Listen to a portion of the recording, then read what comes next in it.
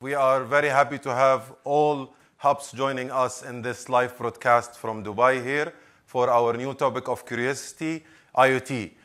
My name is Shazli Taha and I am the hub champion of CurioCity, Dubai hub champion of CurioCity, and I would like to welcome you from the sunny and warm Dubai.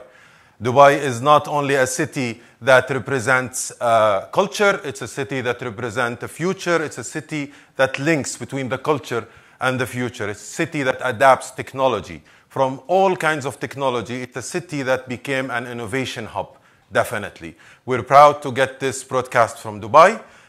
We are a city, as we said, that really became an innovation hub. It's a city that adapts everything we're going to talk about today. It's a city that will show you the real adaptation of what we are going to talk about today.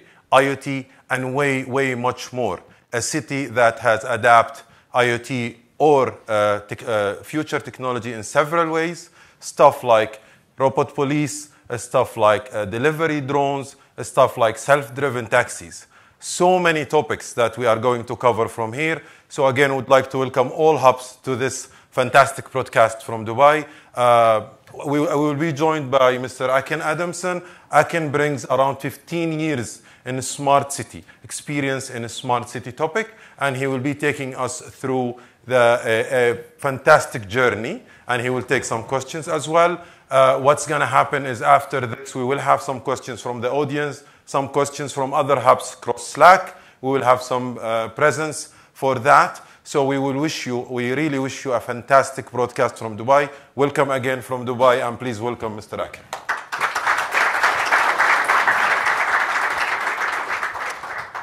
Well, thank you very much indeed for that wonderful, wonderful welcome.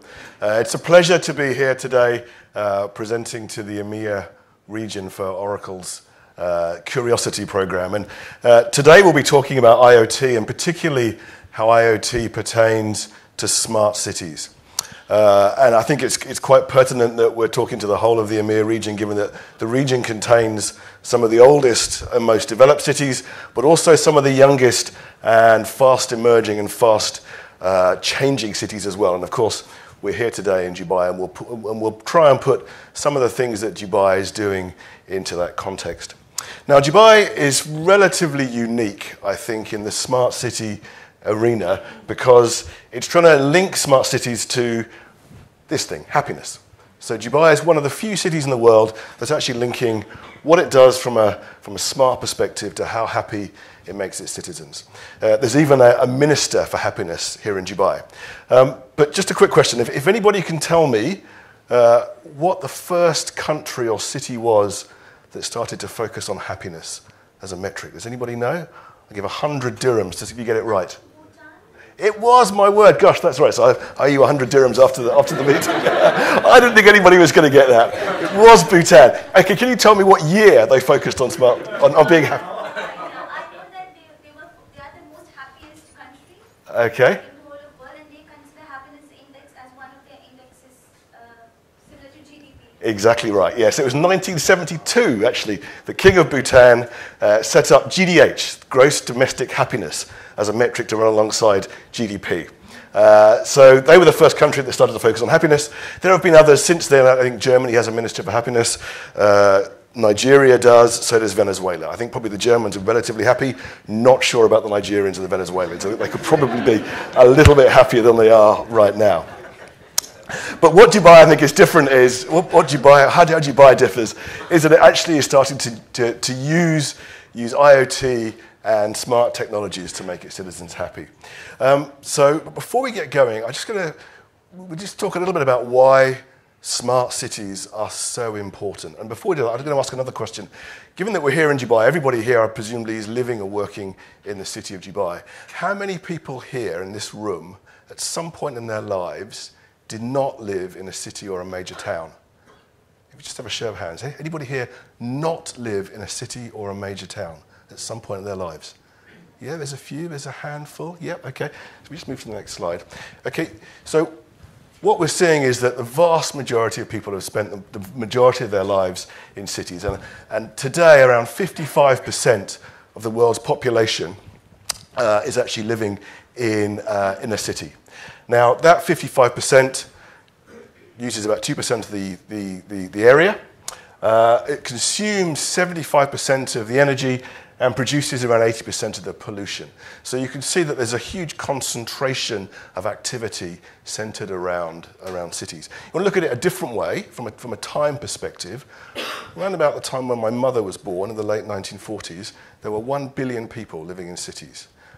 Okay? Hopefully she's still well and robust, a robust lady. She'll be around in another 10 years' time.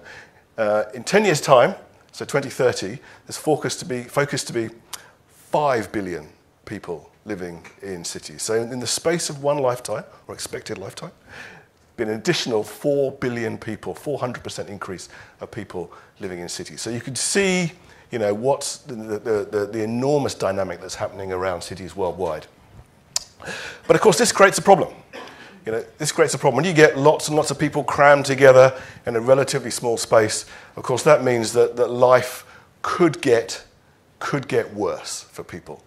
And you've only got to look at Dubai and the pressure on some of the services that are already starting to appear. We can use the Dubai Metro as a good example. It's less than 10 years old, Dubai Metro. Went into service in 2009, I think. So this is its 10th year. When it started, people said it would never be used. No one was going to get out of their cars and use the Metro. Today, 10 years later, at points during the day, the Dubai Metro is full to bursting. So in 10 years of operation, the Dubai Metro is already at capacity. Congestion, road congestion. We all have problems with that, driving to work. We can see the congestion on the roads. We know that property prices are expensive. We know that utility prices are expensive. And we are starting to understand the effects of pollution on the health of our citizens. And now there are many, many studies being published that link pollution to early mortality in cities. In some cases, tens or even hundreds of thousands of deaths a year from pollution. But there is a solution, and there is a glimmer of light on the horizon. And I'd like to spend the next sort of 15 minutes talking about how smart cities can make living in urban conurbations slightly better. So what is a smart city? We had the question sort of before the session started. Well, a smart city is basically any urban area that uses data and connectivity to either improve the efficiency of what goes on in that city or improves the quality of life for its citizens. There are 3 main building blocks of smart cities. One is data, the other is connectivity, and the third is analysis or insight. And those are all things that are wrapped up in the IoT as well. So we talk about smart cities, we can use the IoT as a parallel, and we'll talk about both in a second. The first is data. And data really is the lifeblood or the oxygen of both IoT and smart cities. And when we talk about data, there's all sorts of different types of data. You work for Oracle. Data is your business. There's historical data, like population growth. There's static data, like timetables. There's dynamic data that's changing in real time, and there's forecast data. There's all sorts of data. Data as a resource has probably been widely used over the last 20 or 30 years. So when I started my career, it was when banks, telcos, and a little bit later retail organizations were starting to really harness the power of transaction data. And it was when we first started hearing the words big data being bandied about. You'll notice now we also started to talk about fast data as well. So in the area that I work in now, which is the environment and environmental modeling, it used to take days, if not weeks, to run a really complex environmental model, and that limits their use. You can't use them in real time. Nowadays, you can run models in minutes, which means that the data that's being created, the insights that are being created, are much more usable. So let's think about data as the lifeblood or the oxygen of IoT and smart cities.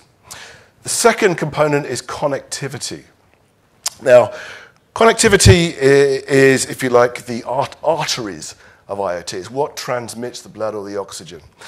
And connectivity is probably the most recent development of the 3, oddly enough. because before the early 2000s, really connectivity was only possible through fixed line networks, which limited their usability.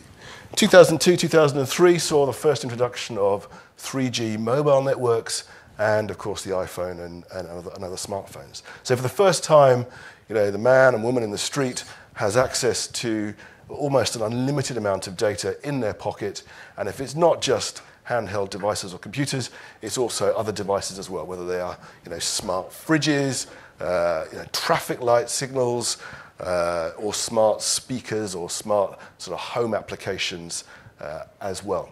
So connectivity then has started to link all these things together, and again is probably the second building block of IoT and smart cities.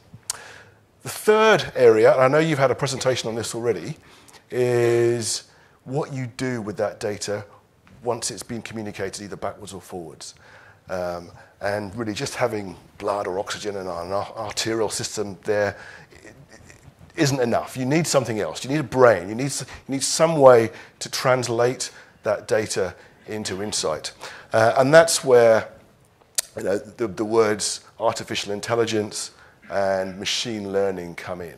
And again, they're big kind of hyped words at the moment, but in reality they've been around for many, many years. Artificial intelligence is really just computer programming. It's deterministic. It's that if-then-else loop in a computer program.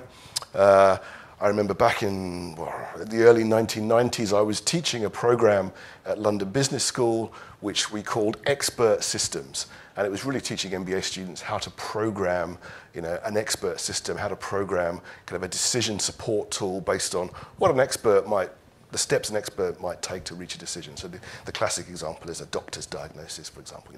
If the patient has a runny nose, if they're sneezing, if they've got a temperature, they've probably got a cold, and you can prescribe some aspirin. It's not rocket science. That's really all that AI is. It's just a deterministic model. What's a little bit more interesting is machine learning, because machine learning is actually more akin to what goes on up here in humans' heads.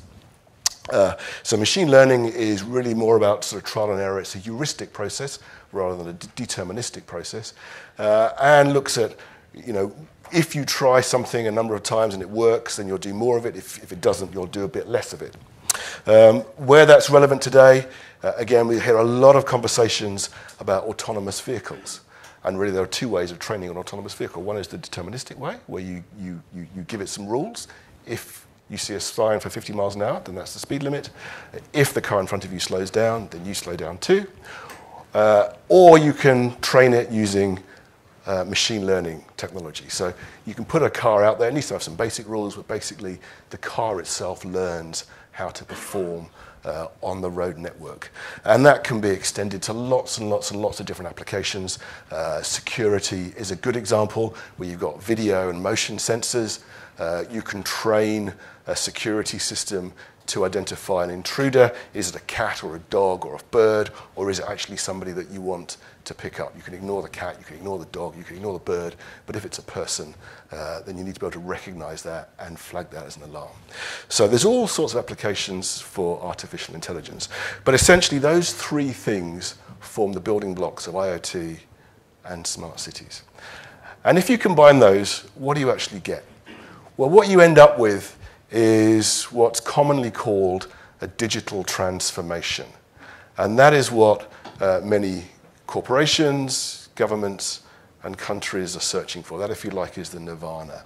How do you achieve digital transformation to make life either faster, or better, or more efficient? How can you turn analog processes into digital processes, or analog or physical things that you do? How can you move those online? And if we just move forward again, and that can happen on a number of different levels. So I'll just stop here. Does anybody recognize what that is at all? Does anybody know what that is on the screen? It's the Google Home device. Yeah. So I think we're giving one away at the end of this presentation. So the Google Home device is a good example of a domestic IoT device. It's something that you would have in your home. It would be purchased, by individuals. It's certainly IoT because it's connected. It has a sensor, it has a microphone, so it can collect data from your speech, and it can perform a whole range of different tasks. It can play some music for you, it can find an address for you, it can find a recipe for you, it can turn up your heating, it can turn down your lighting, whatever it is. It's actually a fairly sophisticated piece of equipment for the cost, which is relatively low. Now you might say, well, what relevance is Google Home to smart cities? It's a domestic or an individual piece of equipment. Well, I would argue that actually those pieces of equipment, if they're used correctly, can all help to create a smart city ecosystem where citizens can be aware of perhaps some of the energy consumption that they're using and how they can scale that back or change that, or generating electricity from solar panels, how they can feed that back into the grid, and it can also be used as a way of pushing out, messages or providing information to citizens. So that's an example of a domestic application. If we just go to the next slide, now we'll look at commercial applications of IoT. Again, does anybody know what that is at all on the screen? Anybody know what we're showing here? Fitbit. It's close to a Fitbit. Similar. It's a type of bracelet or band. It's a smart bracelet. It's a smart band. Anybody know? It's actually one of your devices. So this is a device that was developed for the Melia Hotel Group, for their Melia resort hotels. It's a smart bracelet that identifies people staying on a resort. They can use it as a key to get into access certain areas.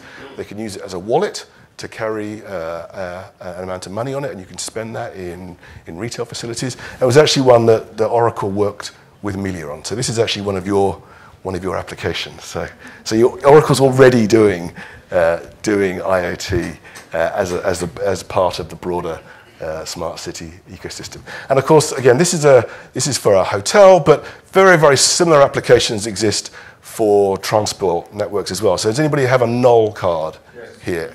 Yeah, a lot of people have Knoll cards, very similar to the Oyster cards in London. It's just a smart card that carries a balance for use on public transport. It can be used on buses, it can be used on the metro, it can be used on the boats, I think, can't it, as well? So it can be used on a variety of applications. And there are, I think we'll see over the next 5 or 10 years, an extension of these types of cards for different applications that either provide access to services or actual physical access to premises or buildings, etc. And the third type of applications, if we just go forward again, is government IoT applications. And again, this is where Dubai, I think, is taking a leading role in the world on some of these things. So Dubai has actually now got roughly 800 government services that you can access online. Now, not all of those are terribly well used. So they've taken a bit of an approach that would follow the kind of let 1,000 flowers bloom approach, where they've just thrown a whole bunch of stuff out there and see what sticks. Some of them are very well used, some of them not so much. But I think what's interesting about this is that you're starting to link things up as well. You're starting to connect individual parts of different services to help make citizens' life easier. And I'll give you an example. So I recently rented an apartment in Dubai, and when you register an apartment in Dubai, you guys know it, but for those people not in the room, when you register your apartment in Dubai, you have to register a rental agreement with the government. Now, I did that, and I was quite surprised that literally a few minutes after I had registered that agreement, I got a message on my phone from the energy and water company telling me how I could then connect power and water to the property that I just rented. So a little bit, in some ways, a little bit spooky, a little bit kind of Big Brother is watching you when you give some information to one government department and another business then sends you a message immediately. But actually, it's incredibly helpful because it stopped me having to run around trying to find out what I needed to do to then connect water and electricity. So that, I think, is a good example of some of the really positive things that Dubai is doing to start linking up the data that it's holding about its citizens, and then to feed that back and to communicate over the internet or to your smartphones to make life a little bit easier. Takes us on to who are the major actors in the smart city domain. And here I'll use a framework that I certainly didn't invent. It's a framework that comes from an urban strategist called Boyd Cohen. And he's come up with a 3-level view of what a smart city is. Smart City 1.0 is a sort of smart city that is led by technology. So technology companies or technology solutions are pushed out there, and people use them, or pick them up or use them to make life easier for themselves if they want to. So it's a fairly haphazard approach to developing smart cities. Smart City 2.0 is where governments step in and say, do you know what, we're not going to let this happen randomly, we're going to plan for this, we're going to put in place a range of different systems or applications or processes or policies or whatever it is to actually enable smart cities to get a bit more traction and to make a sort of coherent or tell a coherent story or provide a coherent platform of applications that benefit the happiness of their citizens. Smart City 3.0 takes that one stage further and actually starts to engage the citizens themselves in both developing, implementing, testing, trialing applications and solutions. So actually moving it away from technology providers, moving it away from government, but actually putting it in the hands of you, the people in this room. So I tried to think about what are some good examples of cities that have started to move towards Smart City 3.0. And probably one of the best ones that I've come across is the city of Glasgow in Scotland, in the north of the UK. Has anybody been to Glasgow at all? Yeah, one or two. It's very cold up there, very cold, especially this time of year. But Glasgow, I think, is an interesting city because in 2013, it won a grant of £24 million to develop a range of smart city applications for the city. And the reason I know about it is because the person that ran that program was actually here in Dubai a couple of years ago talking about some of the work that he did to initiate a range of kind of IoT and smart city applications for Glasgow. And he said, on the face of it, £24 million seems like an awful lot of money. He said, you can do a lot with £24 million. He said, in reality, you can't. He said, £24 million would pretty much pay for one smart metering rollout solution. It might not even do that. So £24 million can be gobbled up very, very quickly if all you're going to do is buy technology applications. So he said they took a slightly different approach to generating ideas for smart cities and IoT applications. Does anybody know what they might have focused on at all as their starting point? Anybody know? Yeah? People. That was the second point, actually. What about the first point? No? Okay. We'll just jump forward one. It was data, actually. So it came back to the first pillar of smart cities and IoT. It was data. And what they did was to look at all the data that the city of Glasgow had available to it, and they just made it all publicly available. They stuck all the data sets on a site called the Data Launchpad, and he said that single, relatively low-cost initiative, he said it really didn't cost very much just to make data available, just to stick it on a website, created more innovation and more new applications than anything else that they did. He said the reason why it did that was because it freed up people to actually generate their own applications, their own IoT solutions, effectively. He said, and it didn't matter that some of these applications weren't used very much. He said, because they were free. They were free to the city of Glasgow, and the people that wanted them had them. He said some were widely used, some were developed into commercial products or services, but he said actually it was just a massive explosion of the sorts of applications that citizens wanted to see and use, and it was all enabled by just providing data to the people that could use it. So what is Dubai doing? Well, Dubai has, I think, even more ambitious kind of horizons, but it also has a very clear intent as well. Now, Dubai is also looking at providing a lot of data for people to do things with, and it's been doing this for a number of years now. In fact, I remember being interviewed a couple of years back by a team that were looking at geospatial data, so kind of where stuff is, mapping data, and they were asking, what sort of data should we make available to people? And of course, there's an awful lot you can do with geospatial data and mapping data. And more importantly, they're actually starting to use that data, or think about how you can use that data specifically to make citizens, so you people, happy. I think the challenge here is actually translating that great intent into reality. So unlike Glasgow, where you can go onto the website and you pull off data, if you go onto the Smart Dubai website, there's still no data sets on there. I think it'll come, I hope it'll come, but we know that in this region, getting access to data is probably a little bit more problematic than elsewhere. But I think the intent and the ambition is such that when it happens, we'll see a massive explosion of innovation, thriving throughout this particular region. And if we just go to the next slide again, it just underpins exactly what we have been talking about here with Dubai, which is that if you go to the Smart Dubai website, there is a very specific happiness agenda. So they're very, very clearly linking smartness with happiness, and I think you can all make up your own minds as to how well it's working. But I think in general, certainly my experience from that sort of government interaction between registering one set of data and getting help with another, I think they're heading in the right direction. Glasgow, however, I think has gone one stage further, and as part of their program, they realised that data wasn't enough, communication, connectivity wasn't enough.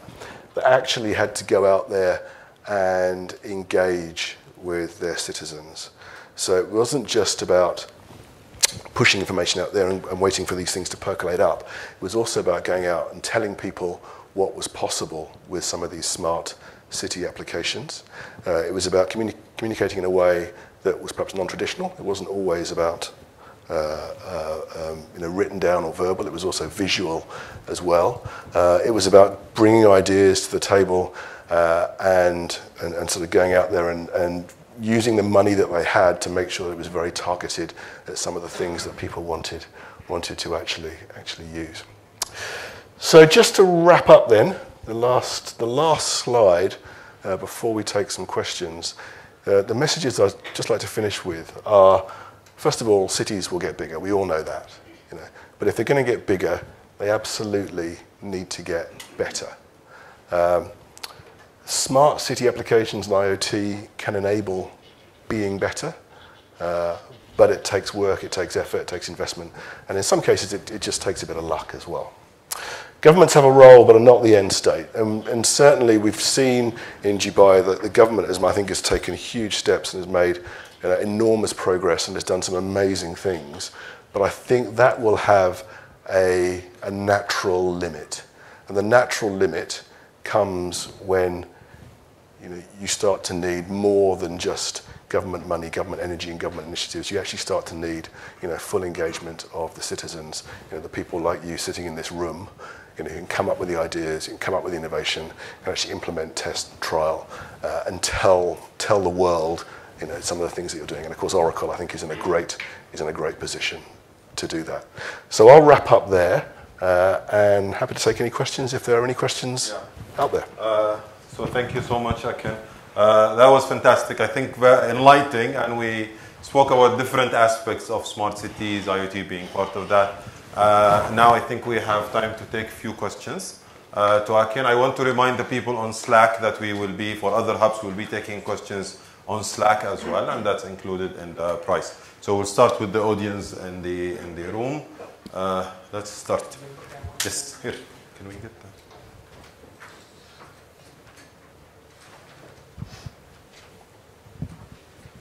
Thanks for shedding a lot of light on a remarkable subject. What I wanted to learn more was maybe you can shed a little more light on smart cities and IoT and how it's how we can adapt it from an Oracle perspective and how we can take that same idea and pitch it to our customers from where we stand. Okay, I think that's a really good question. Well, I think the sort of theoretical answer to that is is really understanding the building blocks of IoT. So understanding data, connectivity, and the analysis insight piece. And I think if you're comfortable with those three areas, you're in a really good position to talk about IoT and then extend that onto smart cities. And again, I think Oracle is a terrific place to begin that journey, or even to continue that journey. I mean, you're already on that journey. I mean, when I think of Oracle going back a number of years, I think of data. That's for me, where Oracle, started and became the sort of company it is. But of course, it's gone well beyond that. And we saw, the Melia Hotel example, where it's not just about data, it's about connectivity, and of course with the data up and down from the cloud, there's a connectivity element there as well. But it's also the insight and the smarts and the intelligence and the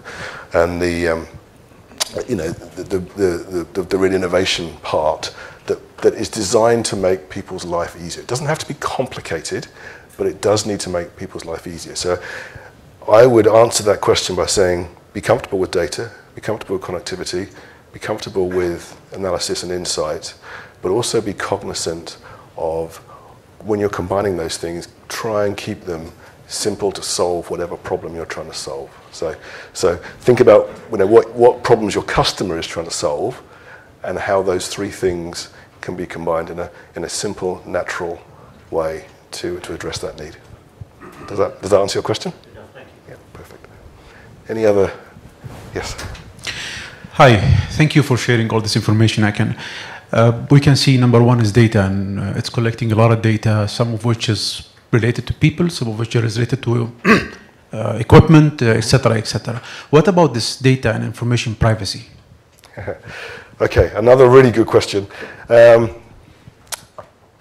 So, I mean, privacy, I guess, over the last 12 months has really come to the fore, largely because of legislation in Europe, which is what's called GDPR legislation in Europe, which mandates not just entities in Europe, but in fact any organizations that are dealing with European organizations to have specific protocols around privacy.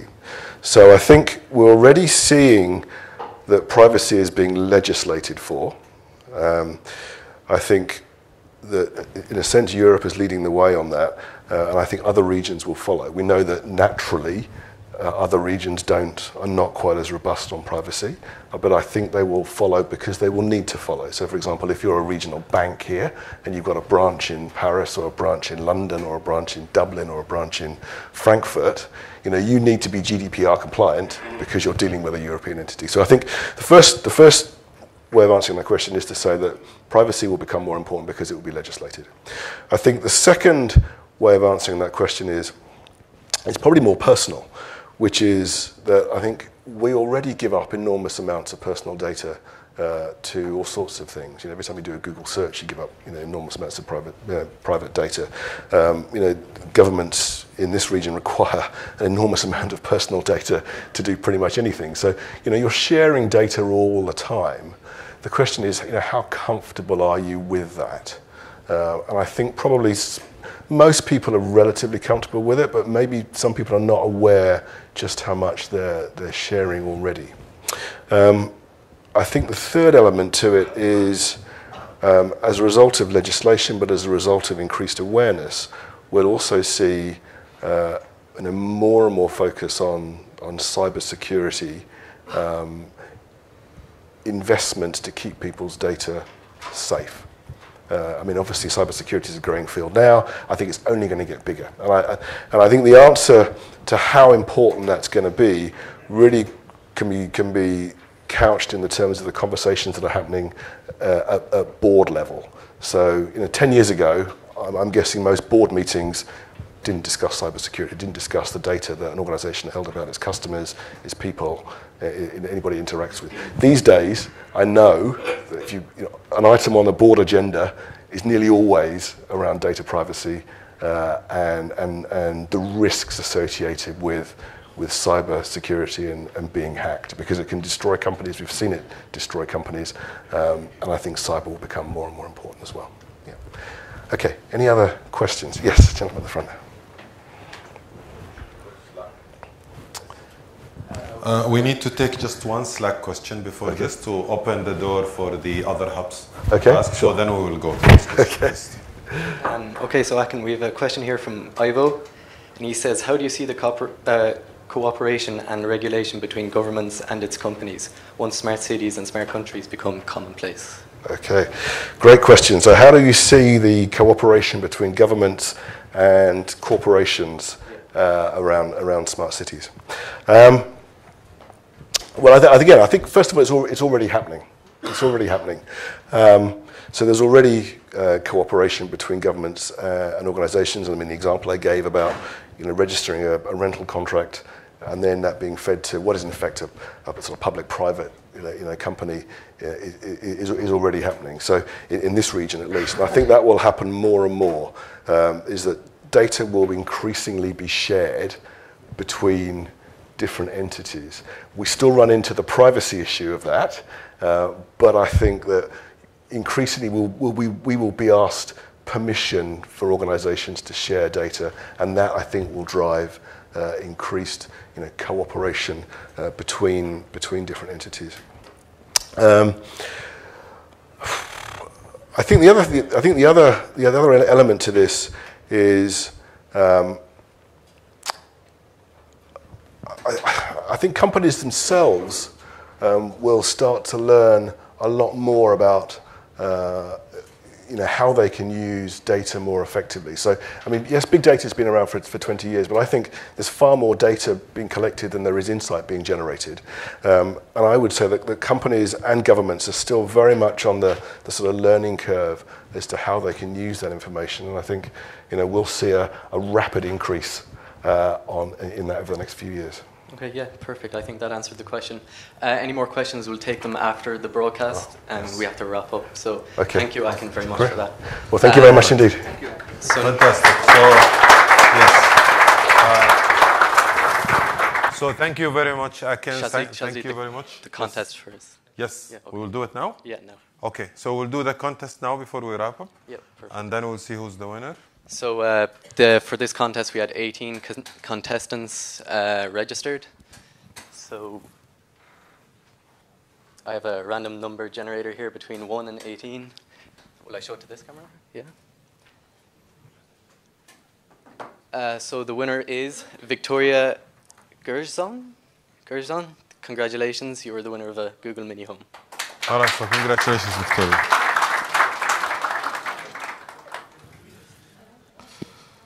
Okay, so thank you very much. With this, we will conclude from Dubai. We would just remind you of the podcast on the 15th and the blog post on the 22nd.